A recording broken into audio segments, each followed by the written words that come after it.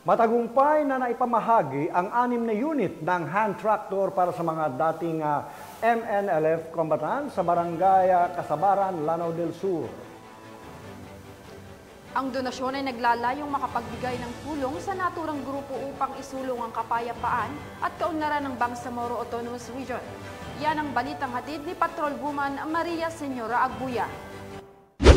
6 na unit ng hand tractor ang matagumpay na ipinamahagi sa mga dating Moro National Liberation Front combatants sa Camp Habal Nur, Barangay Kabasaran, Madamba, Lanao del Sur nito lamang ika-20 ng Nobyembre taong kasalukuyan.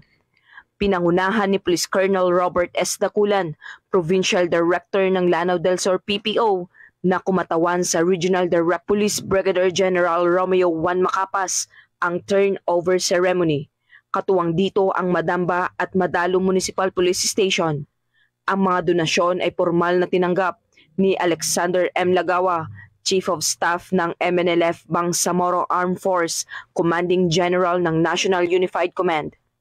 Ang donasyong ito ay bahagi ng programa ng PROBAR sa ilalim ng pamumuno ni Police Brigadier General Macapas na naglalayong suportahan ang kabuhayan ng mga dating MNLF combatants upang higit silang maging produktibong miyembro ng komunidad.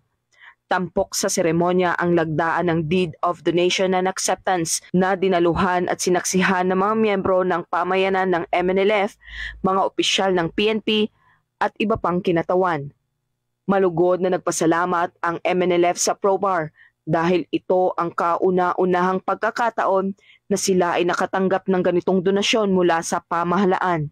Ang nasabing aktibidad ay patunay ng patuloy na pagsuporta ng PNP sa pagsulong ng kapayapaan at kaunlaran sa Bangsamoro Autonomous Region. Mula rito sa rehiyon ng Bangsamoro, ako ang inyong Police News Network Correspondent, Patrolwoman Maria Senyora Agbuya, alagad ng batas, tagataguyod ng balitang pulis. Maraming salamat, Patrolwoman Maria Senyora Agbuya.